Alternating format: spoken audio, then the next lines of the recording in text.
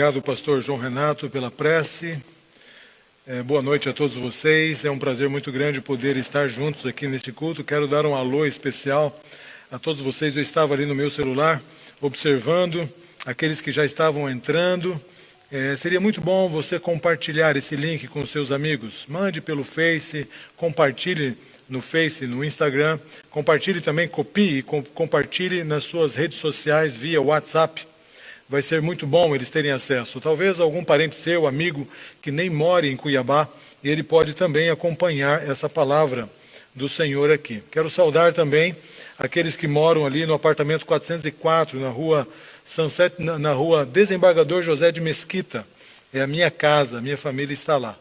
Eles não estão me acompanhando aqui na igreja, com a vontade louca de vir, mas eu quero saudar aí a minha filha Rebeca, Rafael, a Leninha, estão aí também ligados neste culto. E todos os nossos irmãos, todos os nossos amigos, nossos simpatizantes. Ontem a nossa transmissão alcançou muitas pessoas. Alguns amigos da minha primeira igreja, lá em Ponta Porã, me fizeram algumas saudações ontem e disseram que assistiram à programação. Um abraço a todos vocês, que Deus os abençoe.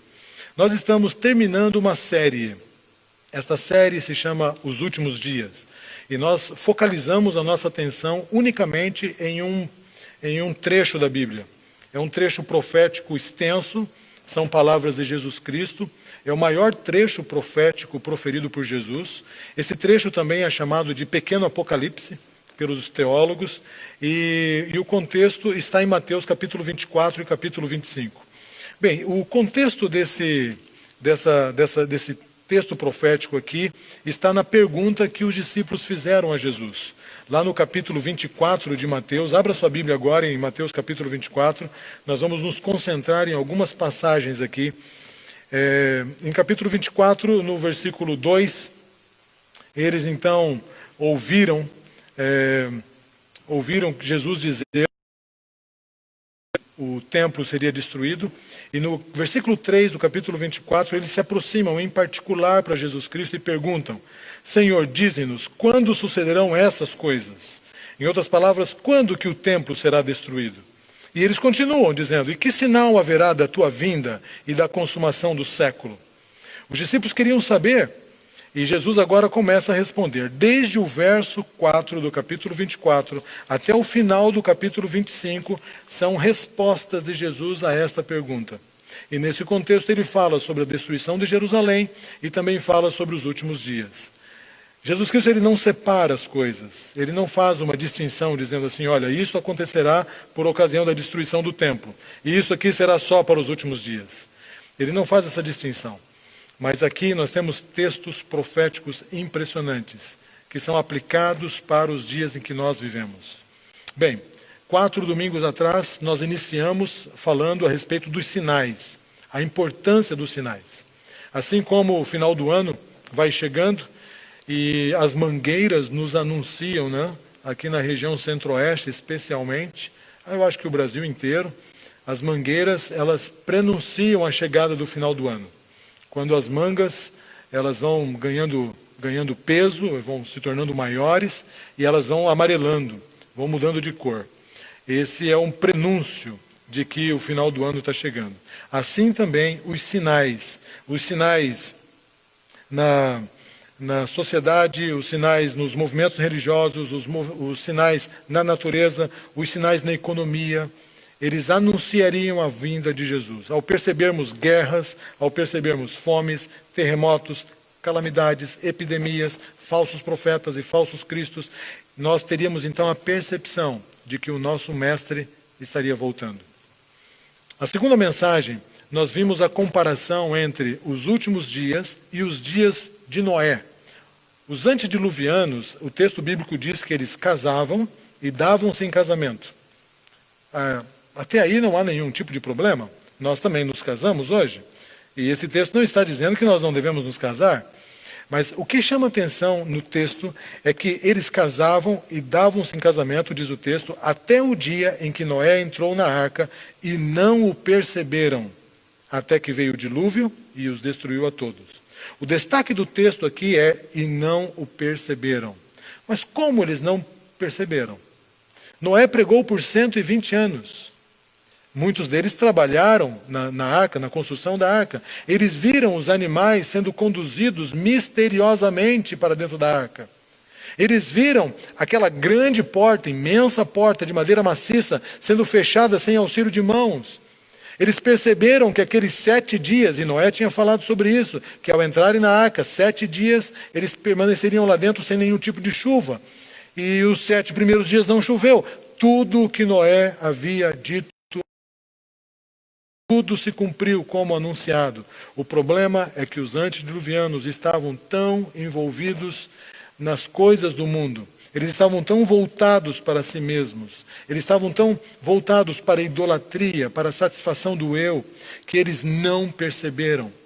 Eles fizeram um descaso da palavra de Deus. E nós vimos então, na nossa segunda mensagem desta série, que nós vivemos num período de descaso da palavra de Deus, onde as pessoas estão tão envoltas nas atividades relacionadas a si mesmas, alimentando o seu próprio eu, que elas fazem descaso da palavra de Deus. E assim como foi nos dias de Noé, muitos não perceberão.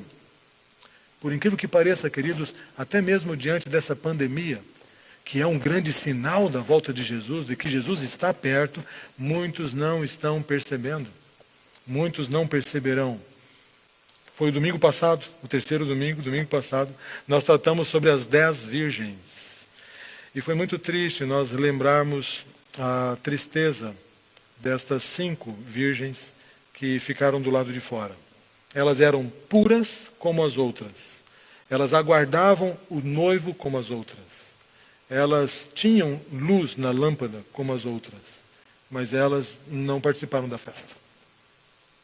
E domingo passado, que foi o terceiro domingo, nós então percebemos que 5 delas, que eram membros da igreja, que aguardavam o noivo, eram puras, elas tinham a lâmpada, elas se contentaram com uma pequena experiência. Elas se contentaram com apenas uma parte do conhecimento da palavra. E elas não estavam cheias do Espírito Santo de Deus. E a palavra profética afirma que há então uma classe de pessoas, nesses últimos dias, que vive assim. Que tiveram um certo tipo de experiência com Cristo, mas se contentaram com a superficialidade do conhecimento. E no momento final, lhes faltará a presença do Espírito Santo de Deus para manter as verdades que eles acalentaram em seus corações. Hoje nós estamos na 4ª e última mensagem. Como nós deveríamos preparar, ou como nós deveríamos vigiar antes da volta do Senhor Jesus. Esse texto está em Mateus capítulo 25, abra sua Bíblia aí, no versículo 14 até o 30, e é a parábola dos talentos. Jesus já havia falado sobre os sinais, ele toma um bom tempo para falar sobre os sinais, ele fala sobre tudo que vai preceder a vinda do Filho do Homem, a respeito sobre a obra do Espírito Santo, o resultado dessa obra no nosso coração, como nós cristãos devemos nos preparar estando em atividade para Cristo antes que ele venha. Esse texto também ele é um alerta muito grande a respeito da obra do engano de Satanás. Você se lembra que o trecho de Jesus, deixa marcado aí capítulo 25 e volta lá para Mateus capítulo 24, o trecho profético de Jesus inicia no versículo 4, quando ele responde aos discípulos assim: vede que ninguém vos engane. A primeira preocupação de Jesus não foi alertá-los a respeito dos sinais. Ele não quis falar sobre guerras, pandemias, sobre fome, sobre terremotos. Ele não se preocupou em dizer nada a respeito disso. A primeira preocupação de Jesus foi: cuidado que ninguém vos engane. Em outras palavras, o inimigo vai tentar enganar você. Ele vai tentar destruir você. Ele vai tentar fazer com que você pense que está salvo e no fundo você não estará salvo. E o capítulo 25, esse trecho da parábola dos talentos, faz parte dessa preocupação de Jesus em alertar-nos a respeito da obra do engano. A obra do engano mais sutil acontece entre os que se dizem ser servos de Deus. É isso que a parábola está nos ensinando. Os enganos mais sutis não têm a ver com a obra de Satanás te tirar da igreja, te tirar da presença de Deus. Eu vou dizer essa frase de uma outra forma. O inimigo não precisa te tirar da igreja para que você seja enganado. Nos últimos dias, ele exercerá uma obra de engano voltada para os servos de Deus, enquanto servem a Deus. E eu entendo, eu acho que eu estou falando para você que serve a Deus. Eu imagino que você lê a sua Bíblia todos os dias. Eu imagino que você ora todos os dias. Eu imagino que você frequenta uma igreja. Eu imagino que você seja servo de Deus. Eu estou falando aqui para líderes espirituais. Eu estou falando para pessoas que exercem funções ministeriais em uma igreja. Esse texto aqui é um alerta para mim e para você. Eu sou pastor. Satanás não precisa me tirar do ministério para me enganar. É isso que o texto está dizendo. O texto está dizendo que ele não vai tirar todo mundo da igreja. E os enganados não são só aqueles que estão no mundo lá fora. Muitas pessoas estarão enganadas servindo a Deus. E eu quero ler com vocês, então, alguns trechos desta parábola. Vamos ler primeiro o versículo 14. É o início da parábola, diz assim: pois será como um homem que, ausentando-se do país, chamou os seus servos. Ele confiou os seus bens. Esse trecho aqui nos dá algumas informações a respeito dos destinatários dessa parábola. Jesus aqui está dizendo que esse senhor, ele ia se ausentar, e ele então chamou os seus servos. Interessante, ele chamou os seus servos. Em primeiro lugar, os talentos são dados aos servos de Deus. Antes eram escravas e foram compradas pelo sangue de Cristo Jesus. Pessoas que já aceitaram a Cristo, pessoas que já nasceram de novo, pessoas que foram compradas pelo sangue precioso de Cristo e agora estão servindo a Cristo. Os talentos são dados a essas pessoas. O texto está falando de algo que acontece a alguém depois do novo nascimento. Há um paralelo desse texto aqui com o trecho de 1 Coríntios capítulo 12, que menciona os dons do Espírito. Os dons do Espírito também são distribuídos àqueles que nasceram de novo. Os dons do Espírito são dados no contexto do novo nascimento. O Espírito Santo atua no coração de alguém que aceita Cristo como seu Salvador e ele abre espaço no coração para receber o Espírito Santo, para receber os dons espirituais, para ser um ministro de Deus. As pessoas que recebem os talentos, elas são servas de Deus. E o final do versículo 14 diz que esse Senhor lhes confiou os seus bens. Os talentos são descritos aqui como bens de Deus. O Senhor colocou nas mãos dos seus servos recursos, bens, ferramentas, coisas de muito valor. No contexto dos dons, estes dons nos foram dados com a finalidade de edificarmos outras pessoas, conduzirmos outras pessoas ao reino de Deus, para a glória de Deus. O versículo 15 diz então sobre a distribuição. E diz assim: a um deu 5 talentos, a outro deu 2, a outro deu 1, a cada um segundo a sua própria capacidade.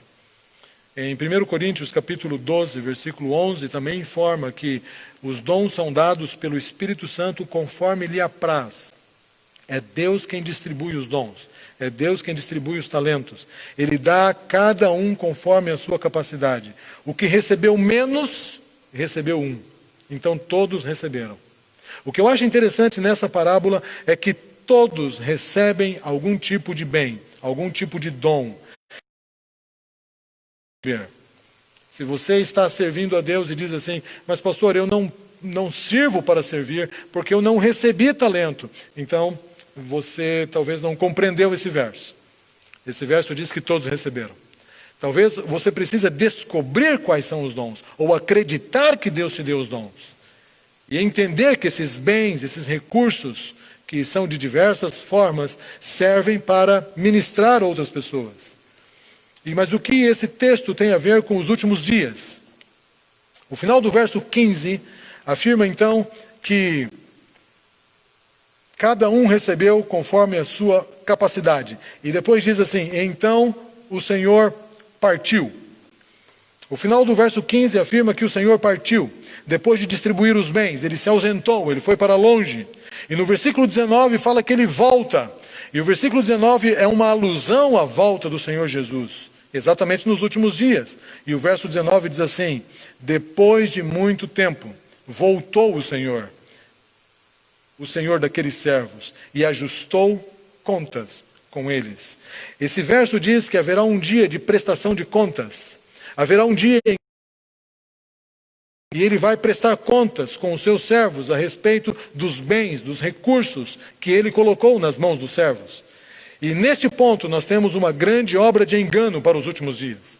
E é nesse ponto que eu quero chamar a sua atenção. O inimigo está promovendo nesses últimos dias um tipo de religião consumidora, onde as pessoas pensam de maneira consumista. O membro acaba se vendo como aquele que recebe as bênçãos e os bens de Deus para guardá-los para si mesmo. Esses membros da igreja, eles são tentados a achar que os bens que receberam de Deus são somente para si. E ninguém tem nada a ver com isso.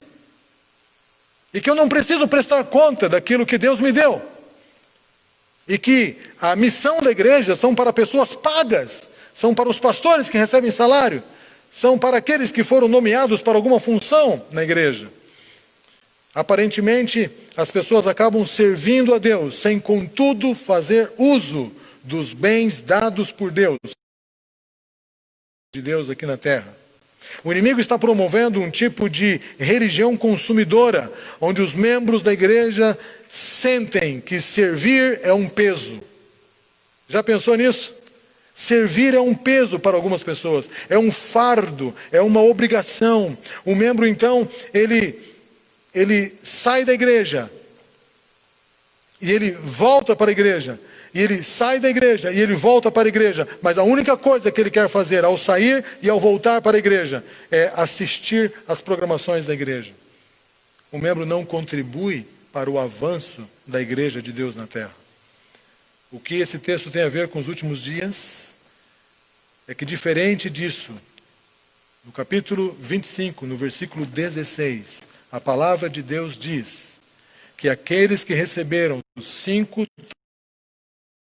aquele que recebeu 5 talentos e aquele que recebeu 2 talentos, eles negociaram. E eu quero ler com vocês o trecho bíblico que diz assim, verso 16. O que recebera 5 talentos, saiu imediatamente a negociar com eles e ganhou outros 5. Do mesmo modo, o que recebera 2 talentos, negociou e ganhou outros 2. Há um destaque aqui para 2 palavras. A primeira delas é imediatamente. Diferente dessa tentação de Satanás de fazer nos últimos dias com que haja uma igreja consumidora, que não entende o seu papel de servir a Deus, diferente disso, há um grupo de pessoas. E estes são aqueles que estão entre os salvos. O que recebeu 5 talentos e o que recebeu 2 talentos, no final, no momento de prestação de contas, eles vão receber o gozo do Senhor. Eles vão receber a herança do Senhor. E eles vão receber elogios do Senhor. E eles vão ser recolhidos para a vida eterna. Então nós temos que prestar atenção nesses 2 grupos aqui. Os que receberam 5 e os que receberam 2. A palavra de Deus diz que imediatamente.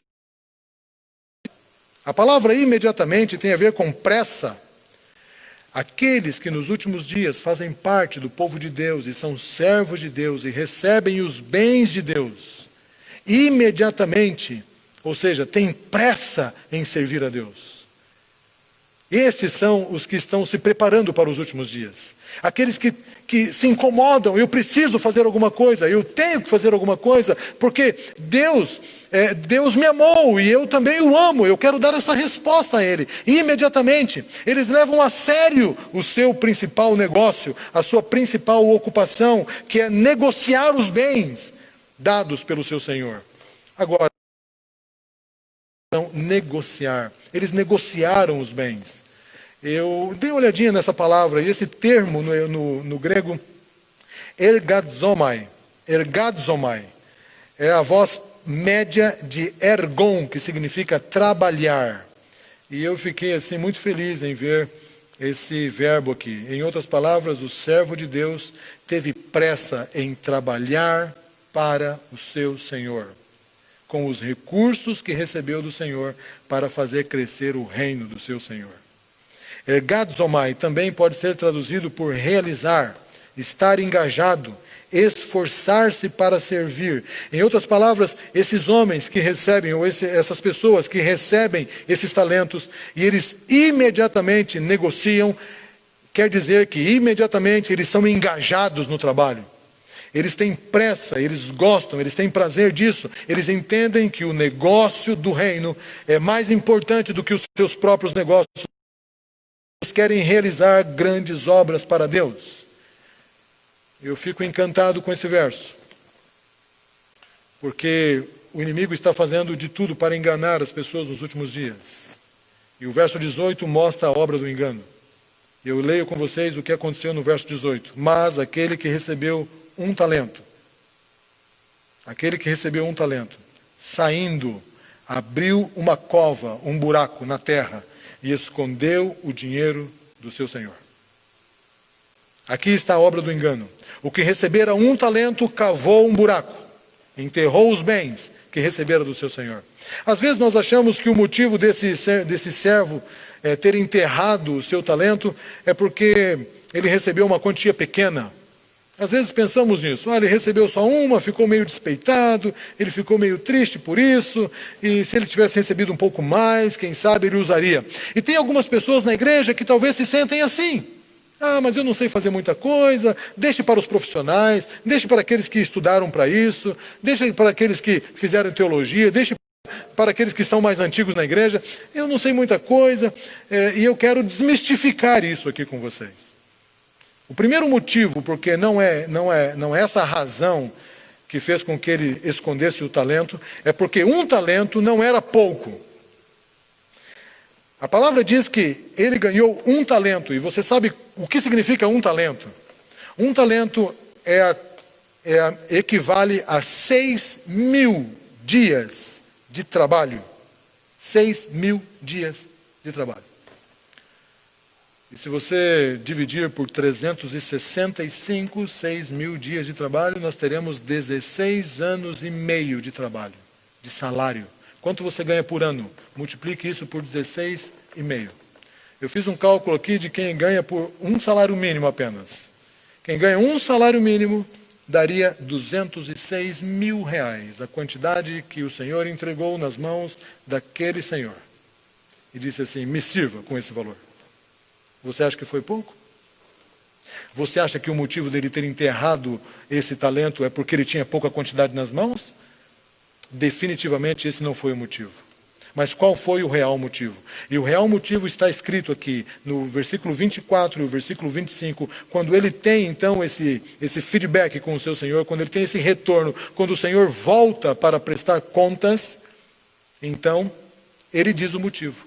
E eu quero ler com vocês versículo 24 e 25. Diz assim: chegando por fim o que recebera um talento, disse: Senhor, sabendo que és um homem severo, observem, sabendo que és um homem severo, ou duro, né? Que ceifas onde não semeastes e ajuntas onde não espalhaste. Algumas traduções diz: com medo eu escondi na terra o teu talento. Aqui tens o que é teu. Perceba só a petulância desse servo. Perceba que ele não dá nenhum tipo de desculpa. Ele não tenta se justificar, dizendo assim: olha, desculpe, mas olha, eu tentei. Ele não dá justificativa. Ele aqui se apresenta como dono da razão. E quando ele dá razão para si mesmo, ele tira a razão do seu Senhor, como se a culpa da sua falta de trabalho estivesse no seu próprio Senhor. Dizendo assim: eu sei que o Senhor era duro. Eu sabia que o Senhor colhe onde não semeia, que o Senhor ajunta onde não espalha, e eu fiquei com medo. Então, mas eu guardei. Aquilo que é teu está aqui. Toma o que é teu. Há uma percepção muito clara aqui de que esse Senhor, esse servo, ele não tinha um relacionamento íntimo com o seu Senhor. Ele não tinha um relacionamento de dependência do seu Senhor. Ele não tinha um relacionamento de amor com o seu Senhor. Ele não entendeu a graça do seu Senhor. Ele não entendeu a salvação dada pelo seu Senhor. Ele tinha medo do seu Senhor. Você conhece alguém que está escondendo os seus bens de Deus? Que está enterrando os recursos de Deus nesses últimos dias porque está com medo de Deus? Você já teve medo de Deus? Parece que essa desculpa que ele deu é muito pequena. Ele diz assim, eu recebi os seus recursos e eu tive medo do Senhor, então eu enterrei os recursos para guardar, para te entregar no final do dia, no final dos tempos, para que eu não tivesse problema contigo. E aqui então fica evidente a obra do engano. Esse servo inútil, versículo 30 fala sobre isso. E o servo inútil, diz a Bíblia. E foi o próprio Senhor quem chamou esse servo de inútil. Ele achava que era útil. Aqui está a obra do engano. Ele era completamente inútil na obra de Deus, mas ele se achava útil. Perceba que ele nunca deixou de ser servo. Ele nunca saiu da igreja. Ele nunca deixou de servir. Ele foi chamado de servo do começo ao fim. Perceba que ele não fugiu da prestação de contas. Na prestação de contas ele estava lá para prestar contas, porque ele estava dono da situação. O recurso que ele recebeu do seu Senhor, ele colocou de volta nas mãos do seu Senhor. Ele não gastou também dissolutamente esse recurso, como fez o filho pródigo. Mas me parece que esse Senhor é muito parecido com o irmão do filho pródigo. Aquele que sempre esteve na casa do pai, mas não amava o pai. Mas não entendia que o pai tinha também era dele. E ele tinha uma relação de medo com o seu pai. E no final, ele aparece para o momento de prestação de contas cheio de si. Ele é chamado de inútil, mas ele mesmo se achava útil. Por quê? Porque enganosamente ele achava que estava certo. O curso desaforado ao seu Senhor revela o tipo de relacionamento que ele tinha com ele. Ele não deu desculpas, ele não se justificou, mas ele lançou a culpa sobre o seu Senhor. Ao chamá-lo de duro, ao chamá-lo de severo, ele disse, aqui está o que é teu. Queridos, não havia alegria nesse servo. Esse servo servia sem alegria, sem vontade, não havia realização. Ele servia como um peso, aquele peso enorme que ele tinha nas costas. Quando o Senhor deu os bens para ele, ele sentiu uma grande responsabilidade e ele começou a pensar, eu não sou capaz de fazer isso. Ele passou a servir o seu servo com medo. A devoção que era necessária a ele tornou-se obrigatória.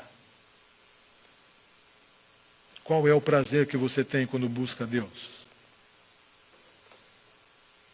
Qual é o prazer que você tem quando ora? Quando lê a Bíblia? Qual é o prazer que você tem para ministrar a alguém? Qual é o prazer que você tem quando você usa os recursos que Deus te deu para servir a obra do Senhor? Quando não fazemos isso com alegria, é uma evidência de que estamos agindo como este Senhor, que recebeu o talento e o enterrou com medo do seu Senhor. A devoção não era algo que ele fazia porque precisava, mas ele fazia porque ele achava que o Senhor precisava.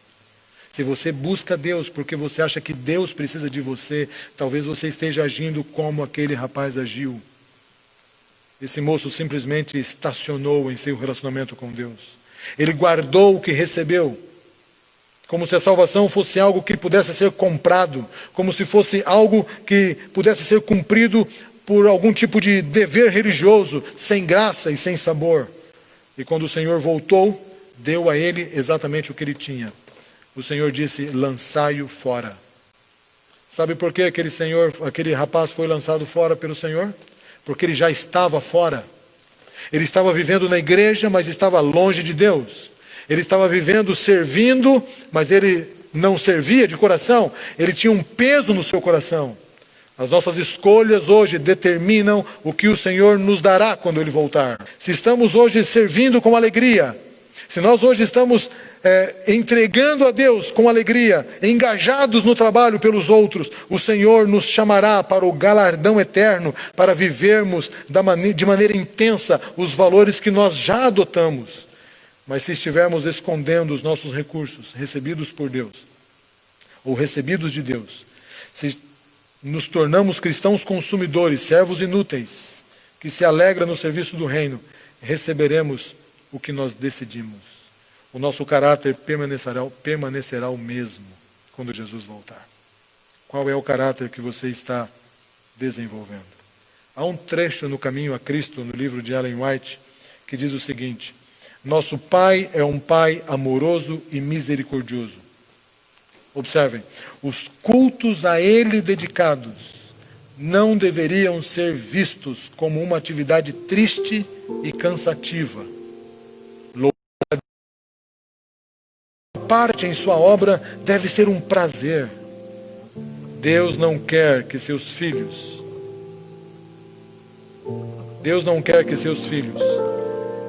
para quem proveu tão grande salvação, ajam como se ele fosse um chefe duro e exigente.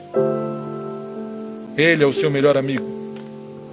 Ele deseja relacionar-se com seus filhos quando vão adorá-lo, para abençoá-los, confortá-los e encher o coração de alegria e amor. O Senhor deseja que os seus filhos encontrem conforto e sirvam-o com prazer e não com dificuldades em seu trabalho. Ele deseja que o adorem preciosos pensamentos sobre seu cuidado e amor, para que possam estar animados em todas as ocupações da vida diária e recebam a graça necessária para lidar sincera e fielmente com todas as coisas. Os últimos dias, queridos, são marcados por entregas, por decisões. O livro de Joel fala muito sobre os últimos dias. E o livro de Joel fala que se converterão a mim de coração aqueles que me buscarem, com jejum, com choro, com pranto, rasgando o coração e não as vestes. O livro de Joel fala que o Senhor derramará o seu Espírito sobre toda a carne, e os nossos filhos profetizarão, nossas filhas terão visões.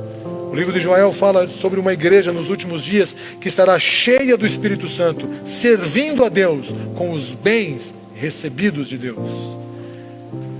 Eu quero sempre fazer parte dessa igreja dos últimos dias. Todas as vezes que eu leio esses textos aqui, eu fico pensando onde eu me encaixo nisso tudo. Eu acho que nós precisamos fazer uma reflexão agora. Onde é que você está nessa história? O que você está fazendo com os dons, com os bens, com os recursos que Deus colocou nas suas mãos? Você tem prazer em servir a Deus? Satanás está tentando enganar você, para que você pense na salvação sem serviço. Isso é impossível. Aquele que recebe o galardão de Deus é exatamente aquele que entregou tudo a Deus. Eu quero convidar você a fazer essa entrega mais uma vez. A irmã Vanessa vai cantar uma canção que fala exatamente sobre esses últimos dias. Que o Senhor há de enviar o seu Espírito sobre toda a carne, e os nossos filhos profetizarão, os nossos velhos terão visões. Esses últimos dias em que a igreja será uma igreja ativa, uma igreja viva, uma igreja atuante, uma igreja cheia do Espírito Santo, uma igreja que tem prazer em usar os dons para servir a Deus. Eu e você devemos fazer parte dessa igreja. E enquanto a Vanessa canta, entregue-se a Deus. Fale para Ele que você quer ter alegria em servi-lo. Fale para Ele que você está colocando nas mãos dEle os seus dons, os seus bens, os seus recursos, com alegria. E que ao Jesus voltar, você receba também o galardão, como esses dois homens receberam, por terem usado os seus bens.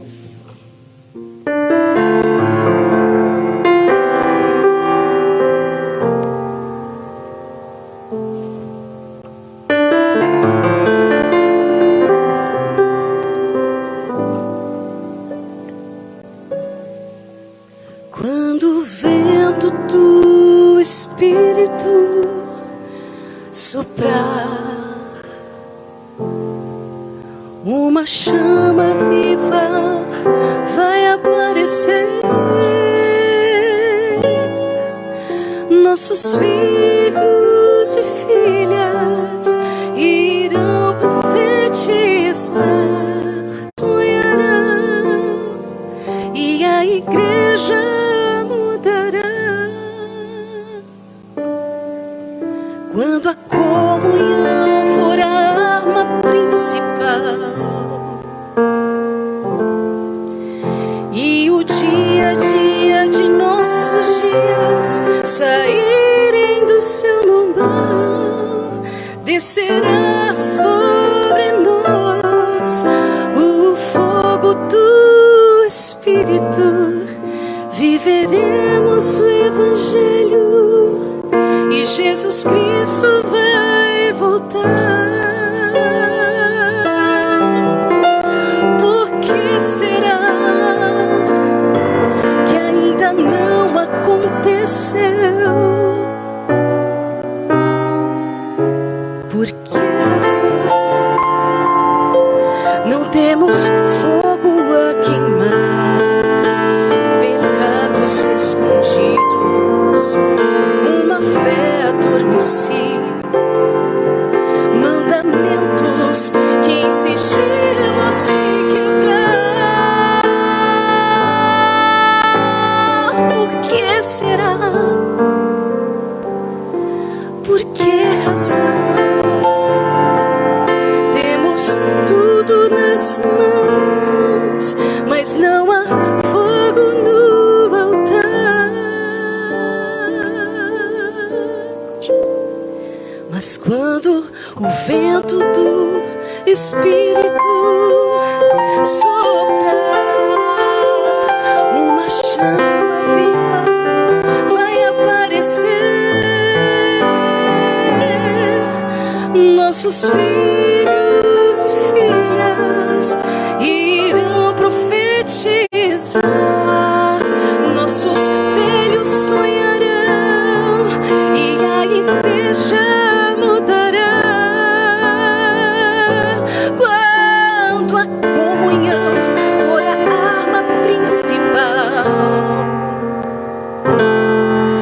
e o dia a dia de nossos dias saírem do seu normal, descerá sobre nós o fogo do Espírito. Viveremos o Evangelho e Jesus Cristo vai voltar. Viveremos o Evangelho e Jesus Cristo vai voltar.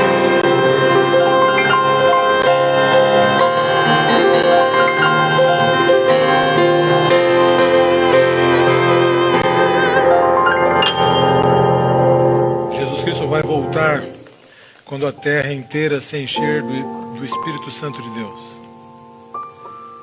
Jesus Cristo está preparando a igreja dos últimos dias para o desfecho final da história. O Espírito Santo está disponível para ser enviado para mim, para você e para todos nós, para encher a nossa família com fogo, com o poder do alto. E quando o Espírito Santo enche o nosso coração, o Senhor enche a nossa vida de bens, de recursos. E é uma alegria para nós servirmos a Deus. É uma resposta automática. A gente não consegue ficar parado. Imediatamente começamos a nos engajar. O Senhor quer uma igreja engajada nesses últimos dias. O Senhor quer pessoas engajadas, cheias do Espírito nesses últimos dias. Você não pode esconder os seus dons. Você não pode esconder os seus bens, os bens que Deus te deu. Esses bens são preciosos demais. As pessoas estão precisando deles ao nosso redor. Eu quero orar agora, queridos, para que essa profecia se cumpra na minha vida e na tua vida. Que o Espírito Santo seja derramado agora na sua casa, na sua família, nos seus filhos. Feche os seus olhos. Vamos orar, vamos clamar a Deus juntos. Ó Deus e Pai, nós vivemos nos últimos dias, Senhor. A Tua palavra profética nos informa sobre isso. Nós estamos cheios de evidências de que está maduro. O mundo está maduro, Senhor. O pecado já mostrou as suas consequências. Ó Deus, envie Jesus Cristo para nos buscar, Senhor. Mas antes que o Senhor venha, a Tua palavra diz que nós, o Teu povo, receberíamos a plenitude do Espírito Santo. E nós queremos receber em nossos dias, Senhor, todos os dias, queremos estar cheios do Teu Espírito. Seja derramado abundantemente sobre a Tua igreja. Enche o nosso coração dos bens celestiais e dá-nos a verdadeira percepção a respeito dos recursos que o Senhor colocou em nossas mãos, assim como o Senhor colocou nesta parábola nas mãos daqueles homens. Ajude-nos, Senhor, a percebermos o teu chamado, para que tenhamos pressa em imediatamente nos engajarmos na missão de sermos instrumentos nas tuas mãos. Ó Pai, caso haja alguém nessa live que esteja sentindo um fardo sobre si, que acha que os seus mandamentos são penosos demais, que acha que é muito difícil devolver os dízimos e as ofertas. Ó Senhor, se acaso haja alguém que esteja te servindo por medo e não encontra alegria no serviço, não encontra alegria e satisfação em te servir, ó Deus, envie o teu Espírito no coração desta pessoa e converte essa pessoa para Cristo Jesus, antes que Jesus volte, para que não haja choro e ranger de dentes na vida desta pessoa, Senhor. O Senhor não é um Senhor duro e severo, como alguns pensam. O Senhor é cheio de misericórdia. Ajude-nos a nos relacionarmos contigo num relacionamento de amor. Toma-nos por completo essa semana, em nome de Jesus. Amém, Senhor. Amém. Deus abençoe você, Deus abençoe o seu lar. Fique com a palavra de Deus guardada no seu coração. E lembre-se, Deus te deu talentos. Deus te deu pelo menos um talento. 206 mil reais nos dias de hoje. Para que você o sirva. Para que você seja útil na vida de outros. Faça isso com alegria. E você será feliz. Deus abençoe você.